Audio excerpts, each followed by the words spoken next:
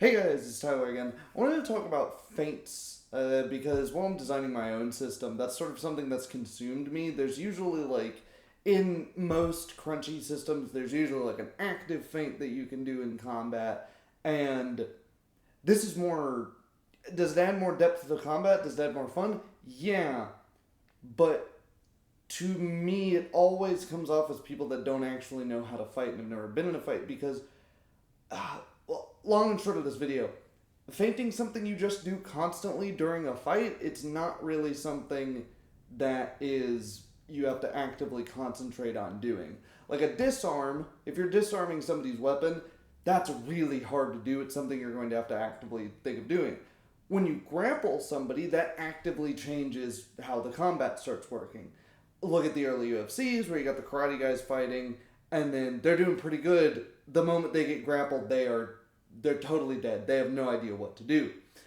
Um, Look at I don't know if you're like Pathfinder 3.5 have the Sunder maneuver where you're specifically targeting an item on somebody. Yeah, those are all different things. Feinting though, that's kind of tricky. So let me give you some just visual examples, not necessarily rules change recommendations, and some food for thought on what feinting is in actual combat. I got my rash guard and my gi pants on today because it's really friggin' hot for historical clothing. Uh, so let's talk about feinting with swords. I'm mostly going to be taking, I haven't said this before, I'm mostly going to be taking from Joachim Meyer. He is a German swordsmaster from the 1560s to the 1570s, thereabouts, is where he wrote most of his books. I've read and learned from quite a few other historical fencers, but he's the one that I focus on and I teach. His system's characterized by having a lot of different guards and being somewhat complex at first look, but really when you break it down, he's taken the old German system from Lichtenauer and Talhofer and condensed it down to its essence and then gone over, he took some trips to Italy and has taken some of the elements of Fiore and the other Italian systems out there.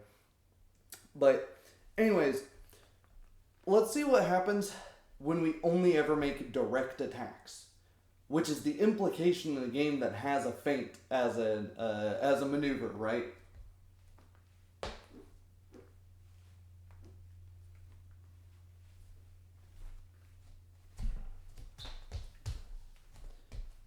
Um, that's going to work on someone who has little to no knowledge of sword fighting. And Meyer mentions this. He basically splits the fencers into four different types. And I'm not going to pretend to be able to rattle them off one by one. But basically, the type 1 fencer is very, very aggressive. They just use these sort of direct attacks constantly. They don't have much defense. They're not looking at holes in their opponent's defense either. They're just attacking. They can be very dangerous, both to themselves and the opponent. They're some of the most difficult fencers to deal with. Type 2 fencers are the opposite, effectively. They're very defensive. They will wait for a hole to appear in their opponent's defense, but they won't actively try to make a hole in an opponent's defense comes in, which is where feints show up. The type 3 fencer sort of works to those openings. So, what does that mean?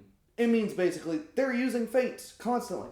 That's not a maneuver they're using, that's their entire ideology as a fencer. And what he says is you're trying to become a type 3 or a type 4 fencer. The type 4 fencer is sort of a specialty, and it's what I'm going to mention at the end of this. So, yeah, what he mentions is a bad fencer that's dangerous to not only their opponent but to themselves. That's sort of what you're saying everyone's doing if you have a feint maneuver. Because if that's not the right... So, if I'm just doing this constantly, just making the simplest straight line go to from my sword to their head or whatever as quickly as possible, that gets very predictable. And I'm just not going to hit them all of the time with it. So, sometimes I have to make them think I'm going to hit here and then change the angle. Or I'm going to hit from below with a cut with the false edge, but in reality I'm going to thrust. Show that from the other side. You can also do it from the opposite side grip.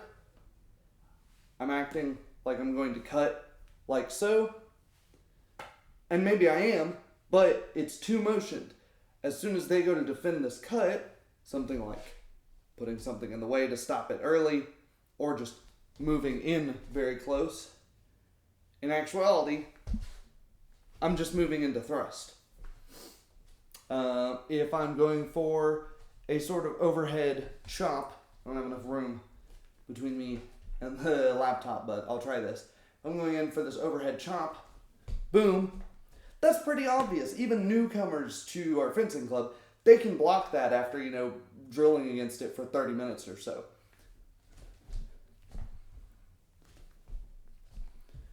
But what happens when I'm setting this up and they're prepared for this diagonal, this right Oberhau, as we would call it in Meyer, and actually I end up doing that. So maybe what they've done is they've gone, the cut's coming in this direction, and they've wound up here, but now this cut's coming straight up under this opening. So that's where feints are useful. And Meyer usually does this by, he tells you, just make 2 or 3 direct attacks to show your opponent, hey, I'm actually going to do this. Because if your first attack at someone is an indirect attack or a feint, there's this little pause time here where if the person you haven't told the person you're making direct attacks. So for an experienced fencer, they're thinking, well, it's just a coin flip. I don't know what he's going to do yet. So they may well just watch you do this and just go and kill you, right? If they just disrespect. You haven't ingrained respect. Fighting game players will know this. That's something that carries over to real life. The idea of respect. If you don't enforce your aggression, your opponent's just not going to respect you, and they're going to be aggressive right back at you. And now you have to be defensive. And as long as you're being defensive, you're not a threat. Even if I'm not landing any of these attacks on you, you can't attack back because you have to spend time defending all of this. Now, those of you experienced will say, well, there are ways to attack and defend at the same time. Yes, but that's not what this video is about right now.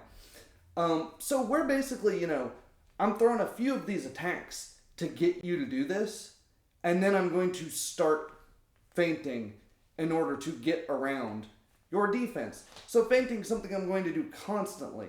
So I take issue with it in games when they have it as like a dedicated action that only some people are going to be doing. However, maybe a way to reframe that, the feinting in whatever your game is. Maybe the feinting is actually not the feint itself, but rather what a type 4 fencer is. What's a type 4 fencer? I mentioned them earlier. The type 4 fencer is one who appears to sit there and do nothing. So this guard, this low guard here, in the Italian system it's called dente di cinghiale, boar's tooth. In the German system it is called Albert or Fool. And you can't really see, so I'm going to pull up my hand here. I basically have the sword at a 45 degree angle going to the ground, just rested at my hip. You can also have it on the other side, but in Meyer's system, this changes the name of the guard to, what does he call this? He calls this Wechsel, changer. So, we have either this or this, and this, my entire upper body looks unopposed. So maybe I've done a lot of this, I've been fencing normally, and then all of a sudden I drop down. Well, now, this isn't a feint in the sense of I'm convincing you that an attack is coming from here, but it's actually coming from a different direction. This is a feint in the sense of maybe I'm trying to look like I'm tired. Maybe I'm dropping the sword down because just holding this up and winding and defending all the time, it's getting tiring, but I'm not actually tired. I want you to come and try to stab me in the chest. I want you to make a really obvious direct attack. Maybe I don't want to deal with your feints constantly. So this is not really a feint so much as it is an invitation, as we would say in the later like saber fencing. I'm inviting you. I'm creating a false opening. Hey, come attack me over here in my head, and then I'm going to step away from where the strike is coming, right? If the strike is coming here, I'm going to step around it. And as I step around it, I deliver my own cut. Or I deliver my thrust. Meyer's not a huge fan of thrust because the cut does that thing I just mentioned where I attack and I defend at the same time to some extent. Whereas a thrust, if something's coming from here or from here, it's still going to hit me unless I wind off right after. So there's that little hang time. So yeah, maybe it can be guards like this. Fiore has the Posta di Donna, the woman stances. And in Meyer's system, we have Wrathguard, which is much the same. And Mittelhut, the middle guard. And Nebenhut, the low guard. And then on the other side, it becomes... no, this is Wechselhau. So I guess Fool on the other side, it would just be a right Fool. And then, yeah, all of the left variations of that. This is the same thing. I look like I'm very open here, and it probably looks like I'm just about to baseball swing and try to take your head off. But you kind of have to respect it, because this has so much power and so much ability to reach really far forward towards my opponent just with a single step. So I'm loading this up, I'm loading my hips up, I'm ready to take your head off, and then I just thrust at you instead. So you're, getting prepared. Maybe you really are confident that I'm going to take this big overhead swing, and so you're bracing against your sword, you're half swording, and you're going to come in like this to block it, tie up with me, start grappling. And then instead I just thrust straight down the center line. So maybe the feinting is more of these big, obvious pauses. It's more of the timing-based stuff rather than the stuff that you're just constantly doing in a fight. It's more, you're in your fight, you're doing all your normal attacks, bang, bang, which includes some feints, roughly a third to 50% feints, depending on your fighter's style. And then using the feint action as you just all of a sudden stopping. If you think of, people like to think of fights as songs sometimes as a concept of broken rhythm, and that's part of what a feint can be, a broken rhythm thing, where you're going 1, 2, 3, 4, 1, 2, and then you just stop. All of a sudden the rhythm is just completely stopped. And then instead of hitting 1, 2, 3, 4, you hit 1, 2, 4, or 1, 2, tay, if you know music. Something like that. You can also feint by attacking fairly slowly to build that rhythm in your opponent, and then attacking very quickly at the last second. I don't know how well that picks up on camera, so won't go into that too much. Same thing goes with unarmed. With swords, basically, let me pick up the sword. With swords, basically, the feints are going right, left, upper target, lower target. If you look up videos on the Meyer Square, I think Schilvaha Potsdam has a great video on that, and I want to say Dreinschlag or oh my gosh, what's his name? Federico Malaguti? He has a lot of Italian stuff, but I think he might cover the Meyer Square. But the Meyer Square is basically this diagram of some pre-programmed combinations of if you attack here, the upper right opening, then it's going to take your opponent a lot of time to come down and defend the lower left opening. With punching, it's a little bit different, right? So if you're playing a monk, or if you're playing like a modern game, I know I have a friend that plays a boxer in Call of Cthulhu.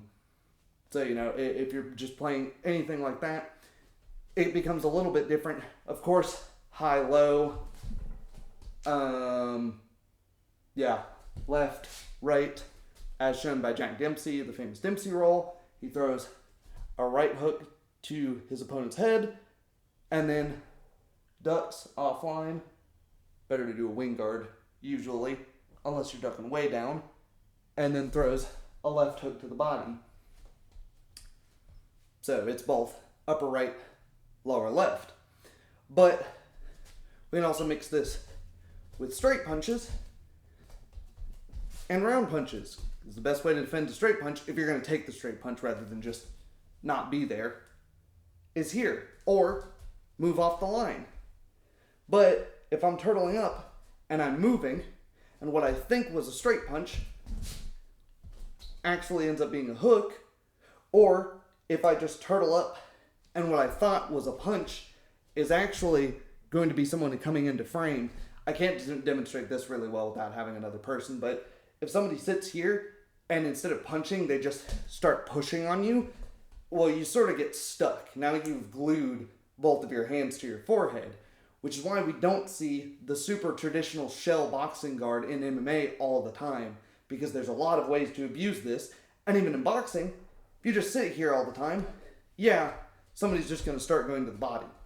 So, I mean, that's what feints are for. But nobody's going to do that unless you are already hitting them in the face. So you have to do some direct attacks first to get them up here.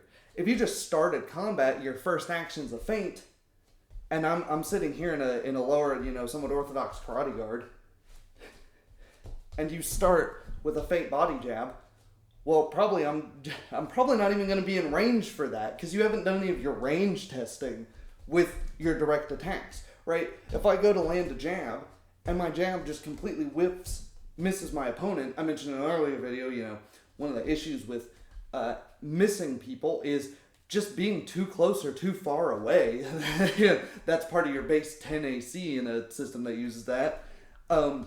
If I miss this, well, then I know it's not time to feint, because a direct attack isn't even going to hit them. So if that didn't hit, that's also not going to hit. I didn't hit my laptop the first time. I didn't hit my laptop the second time. So what am I doing feinting here? So I need to get some data first before I start feinting. And then, boop, he starts turtling up. Oh, okay. Now I can start switching my guards up.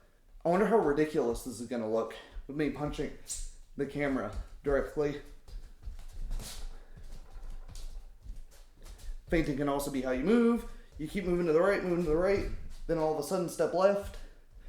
You can fake shots, instead of a body jab, come in for wrestling single leg. So if you can now add on to it. So now you've hit them with this body jab a few times. So now they're ready. Okay, I'm gonna block the first jab, then I'm gonna drop to block the body jab, maybe in a peekaboo stance, shell, block the body jab. So now, okay, they're used to this. So now I'm gonna start attacking the legs instead.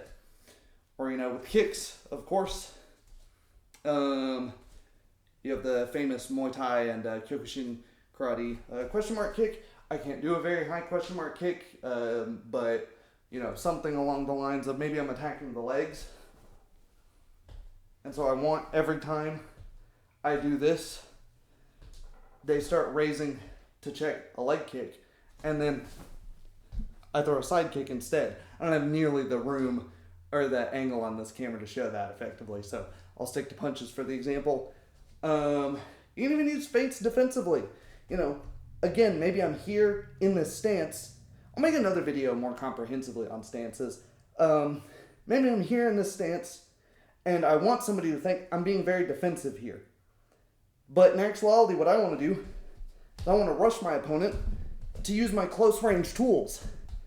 Whereas if I'm just out here, I just slowly get closer, trying to elbow you, well, I'm going to eat a bunch of hits in the face on the way in. Whereas if I show I'm defensive, maybe you go, he's being really defensive. Now I want to close. You've closed the gap for me.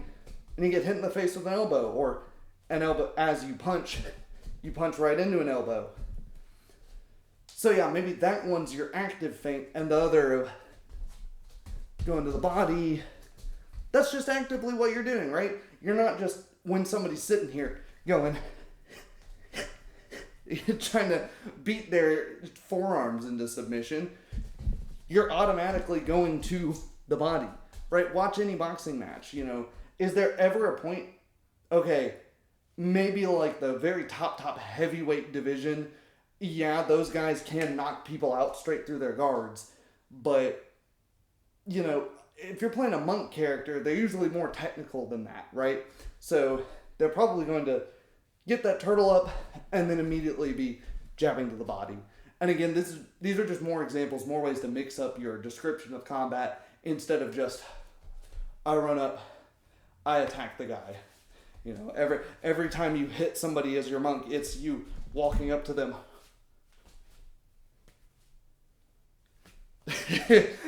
Doing your full kata at them every single time. Maybe you describe how I set up a jab with the first hit in my flurry of blows, set up a cross just to make sure, and then just start hammering the body with my next blows there. Something like that, you know? Get creative with it. As always, you gotta roleplay in combat, otherwise it just becomes a boring slog, especially if combat is taking longer. I know Shauner's not a fan of long combat, but sometimes combat takes long, right? Especially if there's grappling involved. Especially if there's, you know, things that are just really tough to kill involved. Making that combat feel like it's faster than it is, or at least that it's dense, that every part of the combat is necessary, comes with role-playing what these things are. So yeah, let me hear your thoughts on feinting and the like in combat. Have you thought this before? Do you do martial arts? Have you never thought this? Do you not do martial arts? I was just thinking about it when designing my own system and how to incorporate that, because I do think it is a cool mechanic. I just had to rethink and think, what does it actually mean? What is our character doing? Is it implying we're never feinting usually? No, I don't think so, because that's too stupid. So yeah, it's friggin' hot in here, and I've been doing shadowboxing for like 30 minutes now. Whew. Hopefully the weather starts cooling down. I'll have time to make some more videos. Yeah, let me know what you'd like to see next. Thanks.